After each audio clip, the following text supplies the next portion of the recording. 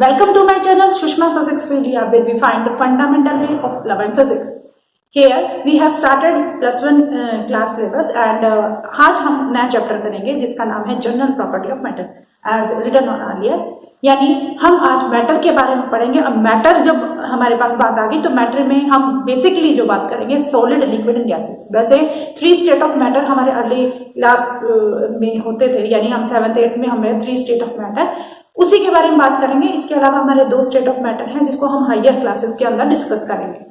यानी आज हम जो बात करने जा रहे हैं, हम जो चैप्टर शुरू करने जा रहे हैं वो है हमारा जनरल प्रॉपर्टी ऑफ मैटर। यानी हम जनरल जो हमारी प्रॉपर्टीज है, कैरेक्टरिस्टिक्स है मैटर्स की। अब मैटर्स में हम सॉलिड का अलग पार्ट हो जाएगा हमारा, लिक्विड का अलग और गैसेस का अलग पार्ट हो जाएगा।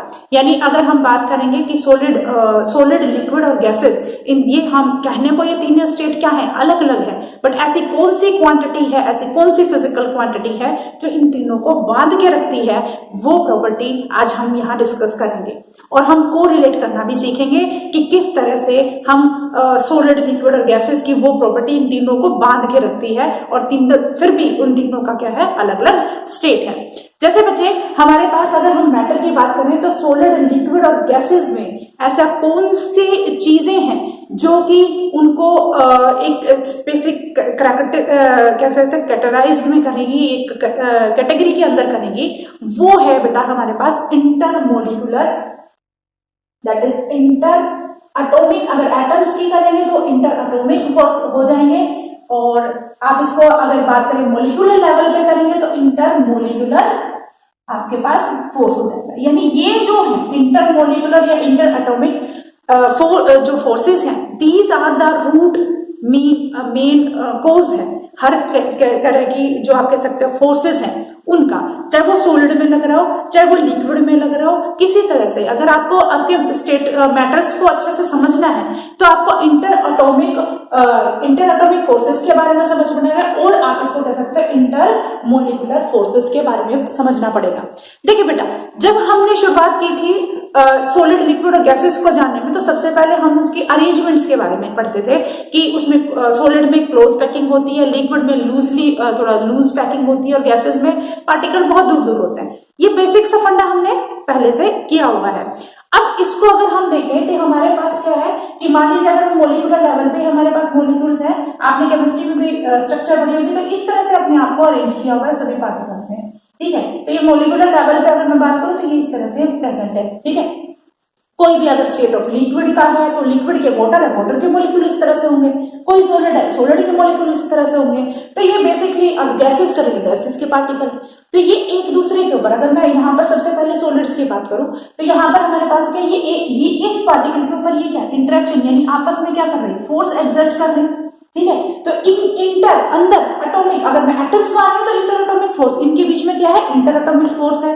और अगर मैं मोलिकुलर लेवल पे मानूं तो इनके अंदर क्या है, इंटर मोलिकुलर फोर्स है।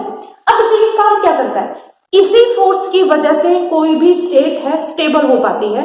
यानी अगर आपसे बात कीजिए कि सॉलिड के केस में ये आपस में बंधे हुए हैं, तो अगर इसके मेन अगर आप इसको समझना चाहते हो कि ऐसा क्या है कि अगर मान लीजिए मैं इस पार्टिकल को डिस्प्लेस करना चाह रही हूँ, तो इस पार्टिकल को डिस्प्लेस करूंगी तो इसका मतलब है साथ के साथ इसके विद रिस्पेक्ट भी क्या हो जाएगी, इसकी पोजीशन चेंज हो जाएगी, और साथ में साथ इसकी पोजीशन, यानी मान लीजिए मैंने इसको यहां से यहां कर दिया तो ये डिस्टेंस हो जाएगी बढ़, और ये डिस्टेंस क्या हो जाएगी, कम हो जाएगी। यानी हम अगर एक पार्टिकल को डिस्प्लेस करना चाह रहे हैं, फोर्स अप्लाई करना चाह रहे हैं, तब उस केस में हमारे इंटर एटॉमिक या इंटर मोलिकुलर स्टेट में क्या चेंज आएगी, वो चीज हम यहाँ पर देखेंगे।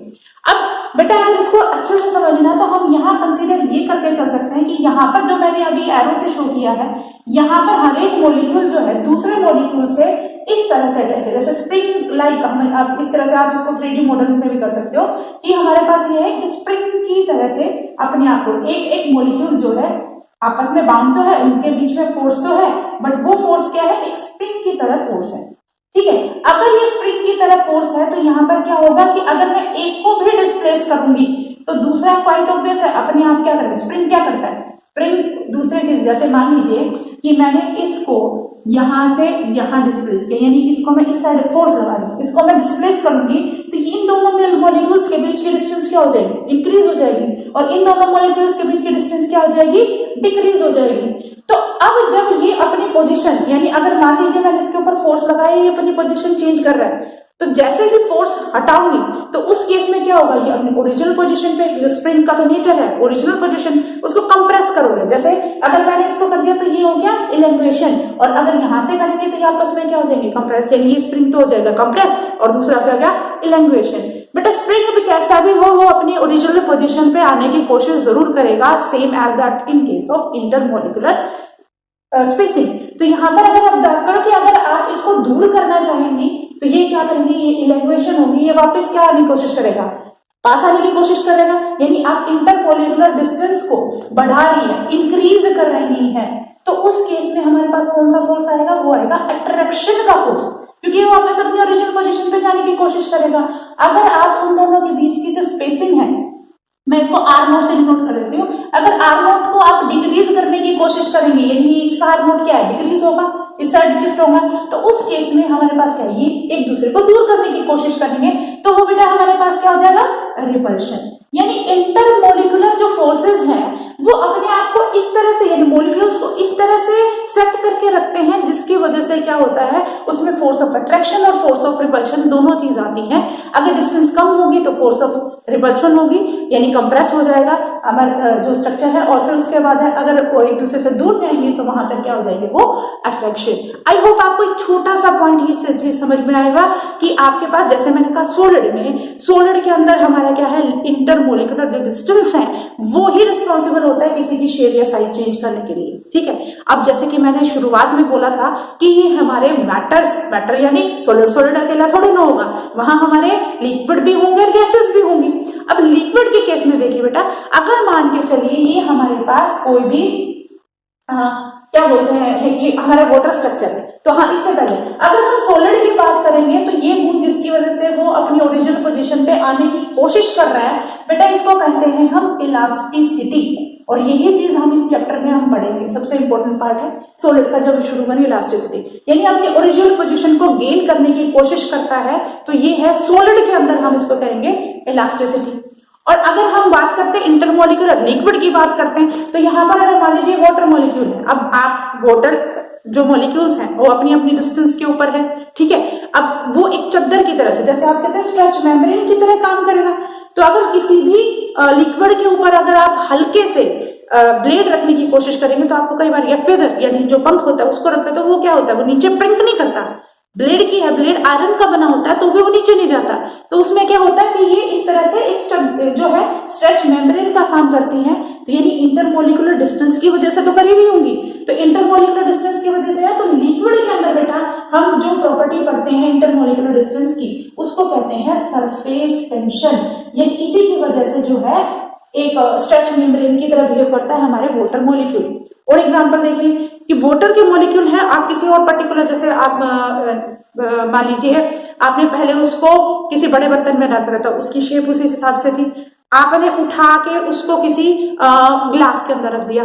अब ग्लास के अंदर रख दिया तो पहले तो वो अपनी ओरिजिनल शेप में थे, ग्लास के अंदर रख दिया तो वो क्या हो गया, बाउंडेड हो गए ना, उस ग्लास के अंदर रहने के लिए बाउंडेड हो गए, यानी वो कंप्रेस हो गए। इंटरमोलिकुलर डिस्टेंसेस क्या करती है, वो अपनी ओरिजिनल पोजीशन पे आने की कोशिश करेंगी, वो भार फोर्स लगाएंगी, तो वो फोर्स क्या कहलाएगा बेटा, वो हमारा प्रेशर कहलाएगा। इसीलिए हम इंटरमोलिकुलर का जो कोज है वो वहां पर लिक्विड के केस में हम प्रेशर कर देते हैं और गैसेस के केस में भी प्रेशर कह देते हैं, यानी वहां पर आप उसको सरफेस टेंशन या प्रेशर की टर्म में कह सकते हैं।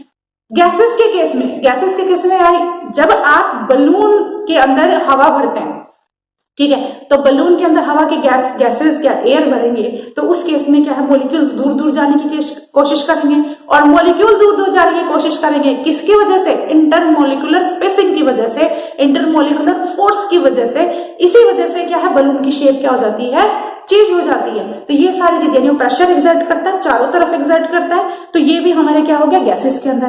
तो इन शॉर्ट मैं आपको ये बताने की कोशिश कर रही हूँ कि इंटरमोलिकुलर डिस्टेंस या कह सकते हैं intermolecular force are the responsible या मेन रूट कोज है किसके लिए, डिफरेंट प्रॉपर्टीज ऑफ या general property of matter. I think ये आपको चीज समझ में आएगी कि लिक्विड के अंदर हम पढ़ेंगे उसको सरफेस टेंशन की टर्म में, सॉलिड में हम पढ़ेंगे उसको इलास्टिसिटी की टर्म में, और गैसेस में हम इसको प्रेशर की टर्म में पहले हम पढ़ भी चुके हैं और आगे भी हम इसको पढ़ेंगे। तो अब हाल फिलहाल आपके दिमाग में होनी चाहिए कि इंटरमोलिकुलर जो फोर्सेस हैं, that is the key word from the general property of matter. इसके बाद जैसे मैंने कहा कि हम बात करेंगे इलास्टिसिटी की, कि इलास्टिसिटी जो है वो क्या होती है। तो अब नेक्स्ट जो टॉपिक होगा हमारा, जिसमें हम करेंगे जनरल या मैकेनिकल प्रॉपर्टी ऑफ सॉलिड या bulk property of solid. Bulk क्योंकि हमारा बल्क मैटर में होता है, तो यहाँ हम बल्क प्रॉपर्टी ऑफ सॉलिड्स के बारे में पढ़ेंगे। आई थिंक आपको यहाँ तक समझ में आ गया होगा। अब है मैकेनिकल प्रॉपर्टी और बल्क प्रॉपर्टी ऑफ सॉलिड्स।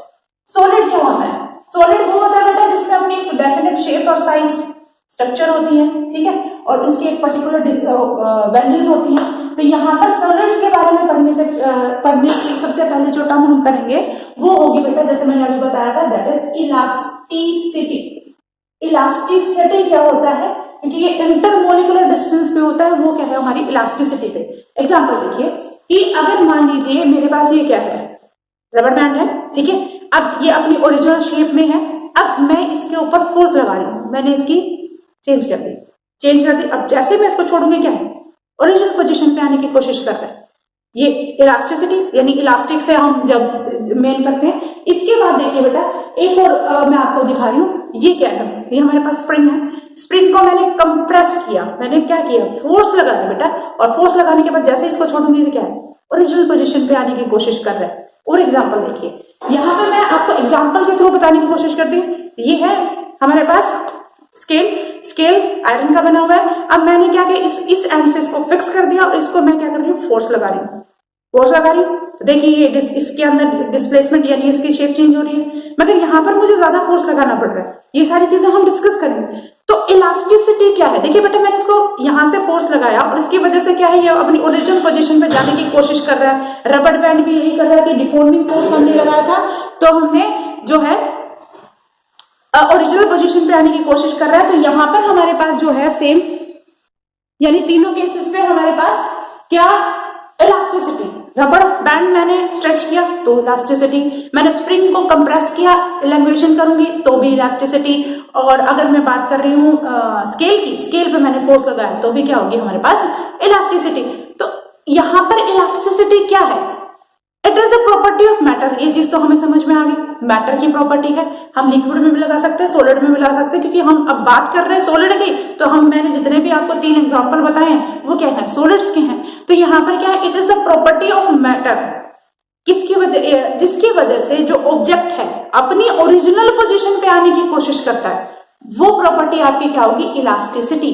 जैसे रबर बैंड था, मैंने उसको स्ट्रेच किया तो वो अपनी ओरिजिनल पोजीशन पे, जैसे मैंने उसके ऊपर फोर्स लगाया, फोर्स लगाने के बाद वो क्या है, अपनी शेप चेंज कर लेता है, ठीक है, साइज चेंज, शेप और साइज चेंज कर लेता है। तो उसके बाद जैसे मैं वो फोर्स हटा रही हूं तो उस केस में वो क्या कर रहा है, वो उसके पास जाने की कोशिश करता है, ठीक है। तो यहाँ पर हमारे पास क्या हो गया कि इलास्टिसिटी। अब मान लीजिए जैसे आप घर में आटा मीन्स रोटियां बनाते हैं, उस आटे की लोई बनाते हैं ना, उसको क्या करते हैं, थोड़ा सा डिफॉर्मिंग, जितना डिफॉर्मिंग फोर्स मैंने रबड़ पे लगाया उतना डिफॉर्मिंग फोर्स लगा, क्या वो वापस अपनी ओरिजिनल पोजीशन पे जाता है, नहीं जाता, वो उसी चीज में डिफॉर्म हो जाता है। तो इलास्टिसिटी क्या है, it is the property of matter due to which it, कह सकते हो कि ये जो इसके जो चेंज आता है उसको क्या करता है, रिगेन करने की कोशिश करता है। तो अगर हम इसकी डेफिनेशन लिखे तो यह है, it is the property of matter, elasticity, it is the property of matter,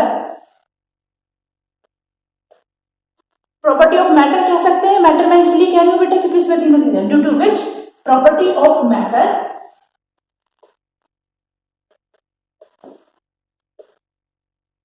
due to which it resist, यानी it can develop a force, due to which it develop a force, जो एक force को develop करती है, किसके अंदर, within itself, within itself. अब ये क्या है हमारे पास कि इलास्टिसिटी एक प्रॉपर्टी होगी मैटर्स की जिसकी वजह से which is due to which it develop, ये डेवलप करता है, क्या करता है, फोर्स को itself, that is opposes to the deforming force, which is opposes the deforming force. यहां पर मैं एक वर्ड लिख रही हूं, opposes the any deforming force।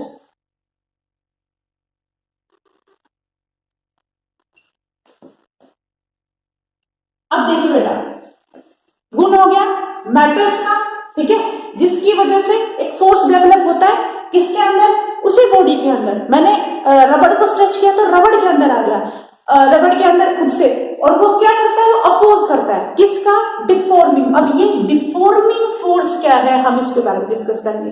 तो पहले तो आपको ये चीज समझ में आ गई कि हमारे पास जो है फोर्स क्या है, हमारे पास इलास्टिसिटी क्या है, ये प्रॉपर्टी का गुण है, जिसकी वजह से वो क्या है, उसके अंदर जो चेंज हो रहा है किसकी वजह से, डिफॉर्मिंग फोर्स के, तो उस चीज को क्या करती है, रेजिस्ट करती है। हमने इलास्टिक बैंड का एग्जांपल लिया था, तो वो इसमें इलास्टिसिटी है, इलास्टिक बैंड अपोज कर रहा है, ठीक है। तो यहाँ पर हमारा जो कीवर्ड है बेटा वो है डिफॉर्मिंग फोर्स।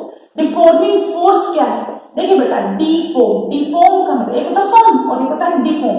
डिफॉर्मिंग फोर्स का मतलब होता है ऐसा फोर्स जो कि हमारे जो कॉन्फ़िगरेशन को चेंज कर रहा है। डिफॉर्मिंग फोर्स वो फोर्स जो करे चेंज इन कॉन्फ़िगरेशन। अब ये वहां पर भी मैंने एक वर्ड लिखा है कॉन्फ़िगरेशन। कॉन्फ़िगरेशन का मतलब क्या है वो चीज हम पढ़ेंगे। तो इलास्टिसिटी में हमारे डिफॉर्मिंग फोर्स लग रहा है, मैंने फोर्स डिफॉर्मिंग जो उसकी साइज और शेप और उसके एंगल में चेंज कर दे, वो हमारा डिफॉर्मिंग फोर्स है। सिंपल साधारण भाषा में बोला जाए तो डिफॉर्मिंग फोर्स वो फोर्स है जिसकी वजह से ऑब्जेक्ट की या मैटर की क्या हो जाए, शेप, साइज या एंगल, या उसकी जगह में सिर्फ क्या दूं, कॉन्फ़िगरेशन चेंज हो जाए, वो फोर्स क्या होगा, आपका डिफॉर्मिंग फोर्स है। तो इलास्टिसिटी में हमें इसी डिफॉर्मिंग फोर्स के साथ क्या करना होता है, डील करना पड़ता है। जैसे मान लीजिए फिर से हम एक एग्जांपल लेते हैं कि हमारे पास जो है, ये देखिए, अब ये स्प्रिंग है हमारे पास, ठीक है। अब स्प्रिंग का मैंने यहाँ पर मैं 1 न्यूटन, मान लीजिए मैंने 1 न्यूटन फोर्स लगाया, तो ये कंप्रेस हो गया, मुझे इतना ज्यादा एफर्ट नहीं करना पड़ा, ठीक है। यानी मैं डिफॉर्मिंग फोर्स लगाया तो इसकी स्ट्रक्चर में क्या हो गया, चेंज हो गया। अब अगर यही सेम अमाउंट ऑफ फोर्स अगर मैं यहां लगाऊं, सेम अमाउंट ऑफ फोर्स, तो मुझे ज्यादा फोर्स लगाना पड़ेगा। मान लीजिए वो 1 mm तक स्ट्रेच हो गया, ठीक है, कंप्रेस किया था 1 mm तक हो गया, बट वही सेम अमाउंट अगर मैं यहां पर चाहती हूं कि इसकी शेप में चेंज हो, इसके एंगल में चेंज हो 1 mm, तो मुझे क्या है, कुछ ज्यादा फोर्स लगाना पड़ रहा है। तो यानी जिसके पास डिफॉर्मिंग फोर्स ज्यादा, वो उतना ज्यादा ही क्या हो गया, इलास्टिक। जिसका डिफॉर्मिंग फोर्स कम, वो उतना ही कम क्या हो जाएगा, इलास्टिक। इलास्टिक देखिए, ये रबर बैंड है, मुझे इसकी लेंथ को चेंज करने में ज्यादा भी फोर्स नहीं लगाना पड़ रहा, ठीक है। उसके कंपैरिजन में अगर देखा जाए कि हमने उसके यानी रबर बैंड के कंपैरिजन में हम इसको देखें तो इसमें हमें हल्का सा इससे ज्यादा फोर्स लगाना पड़ रहा है। और अगर हम बात कर रहे हैं कि यहाँ पर सेम अमाउंट अगर मुझे डिस्प्लेसमेंट करनी है तो मुझे क्या करना पड़ेगा, मुझे इस पे ज्यादा फोर्स लगाना पड़ेगा। तो इलास्टिसिटी और डिफॉर्मिंग फोर्स का क्या रिलेशन हो गया कि जो जितने ज्यादा अपना आपको ओरिजिनल पोजीशन पे लाने की कोशिश करता है वो उतना ज्यादा ही क्या हो गया, इलास्टिक हो गया। यानी जिसका डिफॉर्मिंग फोर्स, आप कह सकते हो कि डिफॉर्मिंग फोर्स जितना ज्यादा अपने आप को ओरिजिनल पोजीशन पे लाने की कोशिश कर रहा है, मैं इसको डिफॉर्म करने के लिए ज्यादा फोर्स लगा रही हूं, तो इसका मतलब ज्यादा इलास्टिक है। समझ में आ रहा है मैं क्या कह रही हूं? मैं ये कह रही हूं कि steel is more elastic than rubber. कि स्टील जो है वो रबड़ से ज्यादा इलास्टिक है। कभी सोचा था? क्योंकि अब तक हमारे कॉन्सेप्ट में क्या आता है बेटा कि रबड़ को हम इलास्टिक मानते हैं, क्योंकि जब भी हम इलास्टिक का तो हमारे दिमाग में इमेज बनती है कि रबड़ है, उसको हम खींच रहे हैं, वो इलास्टिक है, और ये स्टील है, आयरन है, ये हमारे लिए क्या है, वो कम खींचते हैं या फिर कम शेप चेंज करते हैं, तो वो क्या है, कम इलास्टिक है। बट बेटा फिजिक्स की लैंग्वेज में अगर कहा जाए, जिसके पास डिफॉर्मिंग फोर्स जितना ज्यादा होगा वो उतना ज्यादा ही क्या होगा, इलास्टिक होगा।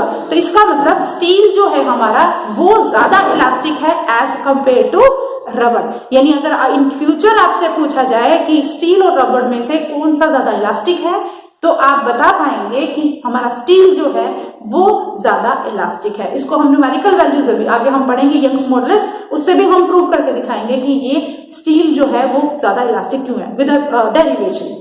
बट यहां तक अभी आपको ये समझना है कि डिफॉर्मिंग फोर्स जिसका ज्यादा होगा, यानी जो अपने रेजिस्ट करेगा ओरिजिनल पोजीशन पे आने की जितना ज्यादा फोर्स अप्लाई करेगा वो उतना ज्यादा ही इलास्टिक होगा। आई थिंक आपको ये चीजें समझ में आए कि किस तरह से हम डिफॉर्मिंग फोर्स और उसको कर सकते हैं। तो अगर हम बात करें अब यहाँ पर डिफॉर्मिंग फोर्स, तो यहाँ पर हमारा मेन है कि change in configuration. Deforming force क्या करता है बेटा, चेंज इन कॉन्फ़िगरेशन। अब कॉन्फ़िगरेशन क्या हो सकती है, देखिए मान लीजिए बेटा मेरे पास एक रिजिड सपोर्ट पे मैंने कोई भी इलास्टिक रख दिया, मीन्स ऐसे लटका रखा है, और मैंने यहाँ पर इसका कोई भी लोड अप्लाई कर दिया, तो लोड अप्लाई करने से क्या होता है कि यहाँ से लेके यहाँ तक यानी यहाँ x डिस्प्लेसमेंट हो गया। अब देखिए बेटा, यहाँ पर क्या होता है कि हमने इंटरमोलिकुलर डिस्टेंस की बात की थी, तो यहाँ पर एक मॉलिक्यूल A प्रेजेंट है, यहाँ पर एक मॉलिक्यूल A प्रेजेंट है। जब मैंने यहाँ पर लोड अप्लाई नहीं किया था तो इनकी एक पर्टिकुलर डिस्टेंस थी, ठीक है, और जैसे मैंने लोड अप्लाई कर दिया तो इनके इंटरमोलिकुलर डिस्टेंस क्या हो जाएगी, इंक्रीज हो जाएगी। और इंटरमोलिकुलर डिस्प्लेसमेंट में हमने क्या, फोर्सेस में हमने क्या पढ़ा, जब ये आपस में दूर जाने की कोशिश करते हैं तो ये इसके अंदर क्या है, एक और तरह का फोर्स यानी अपनी ओरिजिनल पोजीशन पे आने की कोशिश करेगा, ठीक है। तो सबसे पहले हम बात करेंगे डिफॉर्मिंग की। जैसे मैंने इसके ऊपर 1 kg लोड अप्लाई कर दिया तो ये यहाँ से यहाँ इलेंगुएट हो गया, तो इसका मतलब ये क्या हो गया, इसका डिफॉर्मिंग फोर्स इसकी कॉन्फ़िगरेशन में चेंज करेगा। कॉन्फ़िगरेशन में चेंज करने का मतलब क्या है बेटा, इसकी लेंथ में चेंज करेगा, ठीक है। लेंथ के चेंज करने के अलावा एक सेकेंड और मैं आपको एक एग्जांपल और बता देती हूँ कि हमारे पास जैसे ये हमारे पास स्प्रिंग बैलेंस, आगे हम बुक स्लो करेंगे, तो यहाँ पर हमारे पास स्प्रिंग लगा हुआ है और यहाँ पर हमारे पास ये है कि ग्रेडिंग की कितनी ग्रेडिंग। अगर मैं यहाँ पर ये लोड अप्लाई कर रही हूँ तो यहाँ पर देखिए कि हमारा स्प्रिंग, ध्यान से देखेंगे तो स्प्रिंग क्या हो, इलेन्युएट हो गया, राइट। तो यानी मैंने ये नीचे क्या लगाया है, मैंने यहाँ पर डिफॉर्मिंग फोर्स लगाया है। डिफॉर्मिंग फोर्स जितना ज्यादा है, जैसे अगर मैं इसमें एक निकालूंगी तो इसके देखो स्प्रिंग की बैलेंस में कम हो जाएगी, ठीक है। इसी तरह से दूसरा निकालूंगी, तीसरा निकालूंगी, तो यहाँ पर हमारे पास क्या है, ये देखिए स्ट्रेच कम हुआ। तो यानी हम क्या करने जा रहे हैं कि यहाँ पर जितना ज्यादा डिफॉर्मिंग फोर्स हम लगाएंगे उतना ज्यादा ही हमारे क्या होगा, इलेंगुएशन होगा। यहाँ से आपको साफ नजर आ रहा है। तो ये एक्सपेरिमेंट हमारे उसमें भी है, हुक क्लॉक नाम से, और मैं इसको अच्छे तरह से बताऊंगी। तो यहाँ पर मैं क्या बताने की कोशिश कर रही हूँ कि यहाँ हमारी कॉन्फ़िगरेशन में चेंज हो रही है। कॉन्फ़िगरेशन का मतलब यहाँ पर साइज में शेप चेंज हो तो हमारी कॉन्फ़िगरेशन चेंज बोल सकते हैं, शेप में चेंज हो तो कॉन्फ़िगरेशन कह सकते हैं, अगर एंगल में चेंज हो तो भी हम इसको क्या कह सकते हैं, कॉन्फ़िगरेशन में चेंज है। यानी ऐसा कोई भी फोर्स लगा दीजिए जिसमें साइज, शेप और एंगल में चेंज हो तो उसे आप कॉन्फ़िगरेशन का नाम देंगे। देखिए और एग्जाम्पल, जैसे यहाँ लेंथ में चेंज हो रहा है, शेप में चेंज हो रहा है, तो मान लीजिए हमारे पास कोई भी ऑब्जेक्ट है, ठीक है, तो इसके ऊपर मैं फोर्स लगा रही हूँ, स्पंज मान लीजिए, हमारे पास स्पंज है, तो मैं इसको कंप्रेस कर रही हूँ, तो इस केस में उसकी क्या शेप का चेंज हो रहा है, ठीक है। और अगर मान लीजिए यहाँ से मैं इसको क्या कर दूं, रिजिड यानी यहाँ से इसको फिक्स कर दूं और यहाँ पर ऊपर की साइड फोर्स लगाऊं, तो क्या होगा, ये वाली साइड इस साइड चली जाएगी और ये वाली साइड इस साइड चलेगी, तो एंगल का चेंज हो रहा है ना, तो ये क्या हो जाएगा, इसके एंगल में चेंज हो रहा है। तो डिफॉर्मिंग फोर्स कुछ भी कर सकता है, वो उसके शेप में चेंज कर सकता है, उसके साइज में चेंज कर सकता है, उसके एंगल में। जैसे अब ये फिक्स है, मैं इसको ऐसे घुमाऊंगी तो क्या हो जाएगा, इसके अंदर भी कोई ना कोई फोर्स लगाने की बात है, कितने ज्यादा फोर्स लगा रहे हैं तो वो क्या करेंगे, इसकी शेप में। तो अब हम क्या है, अब ये नहीं बोलेंगे कि साइज में चेंज हो गया, शेप में चेंज हो गया। अब हम जब भी डिफॉर्मिंग फोर्स बोलेंगे तो चेंज इन कॉन्फ़िगरेशन को याद रखेंगे कि हमारे डिफॉर्मिंग फोर्स की वजह से क्या होता है कि पार्टिकल के बीच की डिस्टेंस चेंज हो जाती है और उसकी वजह से उसकी साइज, शेप और एंगल में चेंज हो सकता है। तो in place of that we conclude our configuration, भी कहेंगे कि हमने कॉन्फ़िगरेशन में चेंज कर दिया। तो डिफॉर्मिंग फोर्स आपको समझ में आया कि ये एक है चेंज इन कॉन्फ़िगरेशन, कि जब आप फोर्स अप्लाई कर रहे हैं तो उसके अंदर कितना चेंज हो रहा है, ठीक है। अब जैसे कि मैंने कहा कि इंटरमोलिकुलर फोर्स की बात, अगर मैं इस साइड में डिफॉर्मिंग फोर्स लगा रही हूँ तो ये वापस आने की कोशिश तो करेंगे ना। अब वापस आने की कोशिश करेंगे तो इसका मतलब वो कौन, खुद पार्टिकल, यानी ये वाली जो स्ट्रक्चर है ये खुद आने की कोशिश करेगा, तो यानी विद इन इसके अंदर हमारे पास प्रेजेंट है। तो यहाँ पर बच्चे हम ये कह सकते हैं इसके अंदर एक फोर्स डेवलप हो गया, उस फोर्स को जो कि इसी के अंदर क्या था, स्टोर था, उस फोर्स को कहेंगे रीस्टोरिंग फोर्स। यानी डिफॉर्मिंग फोर्स डिफॉर्म करेगा और रिस्टोरिंग फोर्स क्या है, जो कि हम डिफॉर्मिंग फोर्स को हटाते ही ओरिजिनल पोजीशन पे लाने की कोशिश करता है, वो है रीस्टोर, क्योंकि स्टोर है किसके अंदर, मैटर के अंदर, इसीलिए वर्ड है इसका रीस्टोरिंग फोर्स, ठीक है। और रीस्टोरिंग फोर्स क्या है, ये बाहर का कोई फोर्स है या अंदर का फोर्स है, कि कहीं से हमने बाहर का फोर्स, तो हमारा डिफॉर्मिंग फोर्स था। ये क्या है, हमारा एक इंटरनल फोर्स है, तो ये हमारे अंदर इंटरनल फोर्स है जिसकी वजह से वो रेजिस्ट करता है, अपोज करता है किसी भी चेंज इन कॉन्फ़िगरेशन को। तो यहाँ पर दो टर्मिनोलॉजी मैंने समझाने की कोशिश की है, डिफॉर्मिंग फोर्स है और एक है रिस्टोरिंग फोर्स। तो आप इस चीज को इकट्ठा मत मान लीजिएगा, क्योंकि बेटा कई बार ये कंफ्यूजन हो जाती है कि डिफॉर्मिंग फोर्स है तो वो रिस्टोरिंग फोर्स है, both are different things. Restoring force किस वजह से होता है? जैसे डिफॉर्मिंग फोर्स क्यों होगा? देखिए ये यहाँ पर मैंने बैलेंस यहाँ किया तो नीचे क्यों जाएगा? ग्रेविटेशन की वजह से, ग्रेविटी अट्रैक्ट कर रही है तभी तो नीचे जाएगा, W=mg, ठीक है। और जबकि रिस्टोरिंग फोर्स क्या है? वो इंटरनल आप इलेक्ट्रोस्टैटिक फोर्स कह सकते हो। तो एक डाउनवर्ड डायरेक्शन में, एक अपवर्ड डायरेक्शन में, ठीक है। तो यहाँ पर हमारे पास क्या है? ये दोनों चीजें क्या है बेटे? वो दोनों चीजें अलग है। Deforming force change in configuration करेगा, एक्सटर्नल फोर्स अप्लाई कर रहे हैं तभी डिफॉर्मिंग फोर्स आ रहा है। और जो हमारा रिस्टोरिंग फोर्स है, वो रिस्टोरिंग फोर्स कौन सा है? जो इंटरनल, जो बॉडी के अंदर ही हो गया, चेंज करता है बॉडी के अंदर, वो आपका क्या हो गया? Restoring force. आई थिंक ये चीज आपको समझ, इलास्टिसिटी क्या है, डिफॉर्मिंग फोर्स क्या है और रिस्टोरिंग फोर्स क्या है। इसके बाद हम इसकी कुछ और टर्मिनोलॉजी करेंगे, एक बार इसको ध्यान से देखिए, उसके बाद करते हैं नेक्स्ट। नेक्स्ट हमारी टर्म है स्ट्रेस। जैसे हमने डिफॉर्मिंग फोर्स और रिस्टोरिंग फोर्स, अगर आपको वो कॉन्सेप्ट अच्छे से समझ में आ गया तो ये वाला कॉन्सेप्ट आप उससे रिलेटेड ही समझिए। जैसे इलेक्ट्रिसिटी में हमने क्या पढ़ा था कि जब भी हम किसी भी ऑब्जेक्ट के ऊपर डिफॉर्मिंग फोर्स लगाते हैं तो रिस्टोरिंग फोर्स उसके साथ ही आता है। डिफॉर्मिंग फोर्स उसके ग्रेविटेशन फील्ड की वजह से होता है, ग्रेविटी की वजह से होता है, और रिस्टोरिंग फोर्स जो होता है वो हमारे इलेक्ट्रोस्टैटिक इंटरमोलिकुलर अट्रैक्शन की वजह से कह सकते हो, वो हमारा अलग कौन सा इलेक्ट्रोस्टैटिक फोर्स की वजह से भी हम कह सकते हैं। स्ट्रेस क्या है? स्ट्रेस का मतलब जब भी हम किसी ऑब्जेक्ट के ऊपर फोर्स लगाते हैं तो उसके साइज या कन्फिगरेशन के अंदर क्या होता है? चेंज होता है, ठीक है। जैसे मान लीजिए आपके पास एक है स्टील की वायर और एक आपके पास है रबड़ वायर जो बोलते हैं, उस तरह से अगर आप उसके ऊपर डिफॉर्मिंग फोर्स लगाएंगे दोनों के केस में तो इलेंगुएशन अलग अलग होगी। एक 5 मीटर भी जा सकता है और एक 5 mm भी नहीं जा सकता। यानी हम जब बात करेंगे वो एरिया से रिलेटेड, यानी हमारा जब हम स्ट्रेस की बात करें तो हमारा जो मटेरियल है वो मटेरियल क्या होना चाहिए? सेम होना चाहिए। तो यहाँ पर हम स्ट्रेस की क्या कि हम जब भी किसी ऑब्जेक्ट के ऊपर फोर्स लगाते हैं, फोर्स लगाने के बाद उसके एरिया में चेंज होता है। अब फोर्स लगाने के बाद एरिया में चेंज कैसे? जैसे अगर मान लीजिए हमारे पास एक पतली सी वायर है, इसके ऊपर मैंने 5 kg लगा दिया तो इसका डिफॉर्मेशन क्या है? 5 kg के अकॉर्डिंग मान लीजिए ये 5 सेंटीमीटर तक चला गया, ठीक है। अब यहाँ पर क्या है? इसके यानी हमारे मान लीजिए ये स्टील की वायर है, अगर मैंने इसके कंपेरिजन में एक मोटी वायर ले ली, स्टील की ही ले ली और मैंने सेम अमाउंट क्या कर दिया इसके ऊपर, ये 5 kg ही इसके नीचे लगा दिया, तो यहाँ पर इलेंगुएशन का क्या होगा? इलेंगुएशन के साथ साथ मान लीजिए वो 5 सेंटीमीटर हो भी जाती है, मतलब 5 सेंटीमीटर बहुत कम है, बट इस केस में क्या है वो अगर हो जाती है तो यहाँ पर क्या होगा? जो ये वायर था इसके एरिया में क्या हो जाएगा? फर्क हो जाएगा, यानी वो वायर क्या हो जाएगी? पतली हो जाएगी, ठीक है। तो यहाँ पर मैं बताने की क्या कोशिश कर रही हूँ कि अगर मान लीजिए इसका जो फोर्स है वो कितने एरिया पर लग रहा है? वो एरिया ए के ऊपर लग रहा है, ठीक है। या इसको आप कह सकते हो कि हमारा जो एरिया, इस एरिया के ऊपर कितना फोर्स लग रहा है? F। तो एक यूनिट एरिया के लिए ऊपर हमारे पास कितना लग रहा है?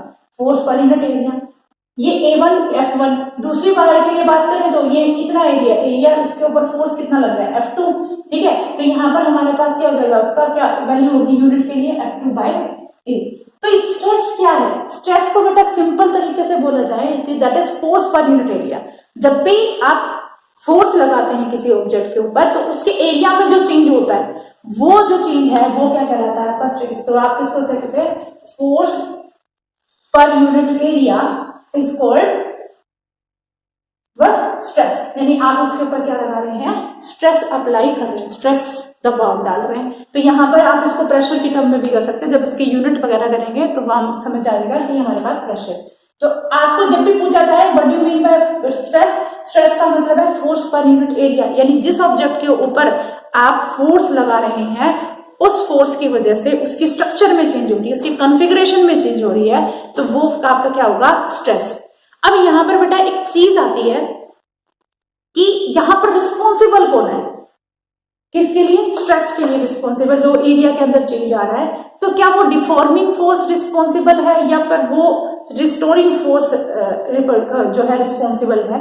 तो बेटा यहाँ पर जब हम ये जो फोर्स बात कर रहे हैं, ये जो फोर्स है वो है रिस्टोरिंग फोर्स, और रिस्टोरिंग फोर्स की वजह से ही अपनी ओरिजिनल पोजीशन पे आने की कोशिश करेगा कोई भी मैटर। तो यहाँ पर अगर जब भी डेफिनेशन लिखी जाए तो restoring force per unit area that is called stress. यानी किसी भी ऑब्जेक्ट के ऊपर जब आप फोर्स लगाते हैं तो उसकी कॉन्फ़िगरेशन में जो चेंज होता है वो रिस्टोरिंग फोर्स की वजह से होता है। ठीक है, अब देखिए इसके टाइप के बारे में करें तो हम यहाँ पर कितने टाइप हो सकते हैं हमारे पास कि हम फोर्स कितनी कितनी डायरेक्शन से निकाल सकते हैं। तो देखिए बेटा, हमारे पास सबसे पहले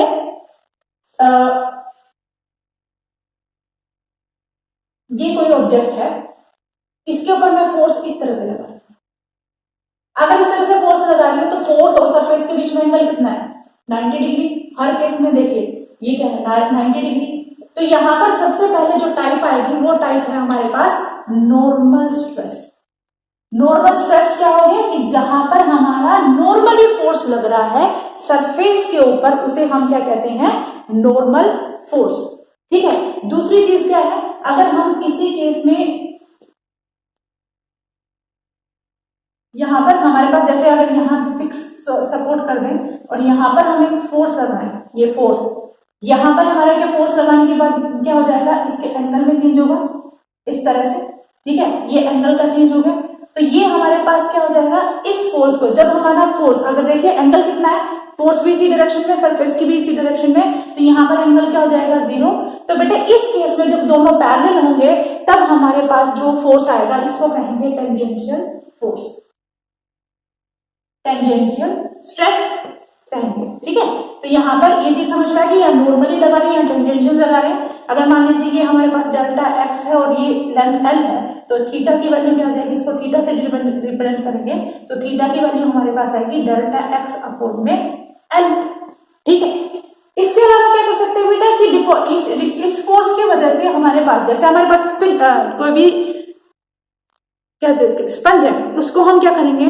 कंप्रेस कर रहे हैं, फोर्स लगा रहे हैं, फोर्स तो लगा रहे हैं, उसकी शेप में चेंज हो रहा है, यानी उसको हम कंप्रेस कर रहे हैं। तो ये तो जो टाइप है ना बेटा, ये फोर्स की वजह से, फोर्स की डायरेक्शन की वजह से हमारे पास जो है दो तरह के स्ट्रेस आते हैं, एक तो नॉर्मल आता है, एक टेंजेंशियल आता है। इसके अलावा कॉन्फ़िगरेशन चेंज होने की वजह से भी हमारे पास दो तरह के आते हैं। एक होता है कंप्रेस करने की वजह से, जैसे मैंने कहा स्पंज को हम जब कंप्रेस करेंगे तो वो हमारे पास क्या हो जाएगा?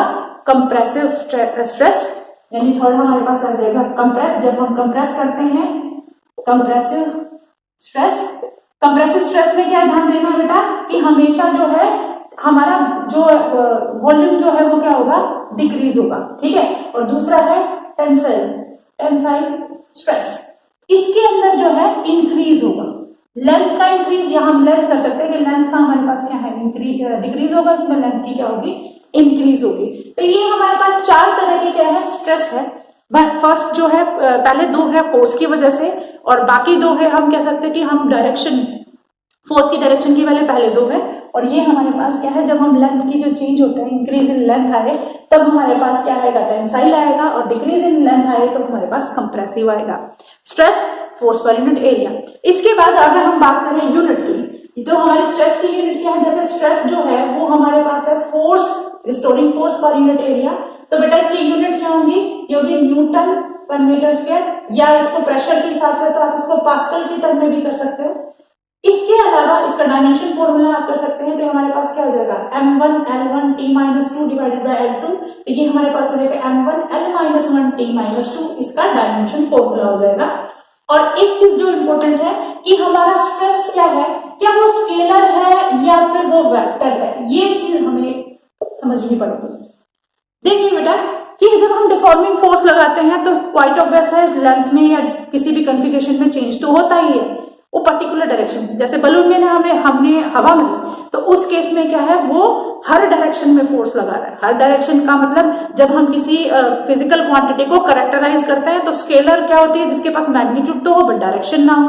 बट वेक्टर में हमारे पास पर्टिकुलर एक डायरेक्शन होती है।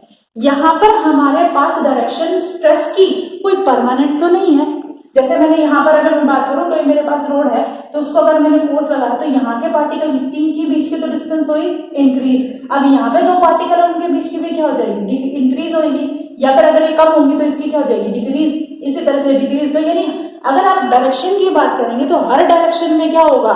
इनकी पोजिशन क्या होगा? अलग। तो यहाँ पर स्ट्रेस को हम क्या कर सकते हैं कि इसके पास अपना मैग्नीट्यूड तो है बट इसकी आर्बिट्रेरी डायरेक्शन, ये कोई भी डायरेक्शन, हर डायरेक्शन में, ऑल डायरेक्शन में काम करता है, तो ऐसी फिजिकल क्वांटिटी को बेटा हम कहते हैं टेंसर क्वांटिटी।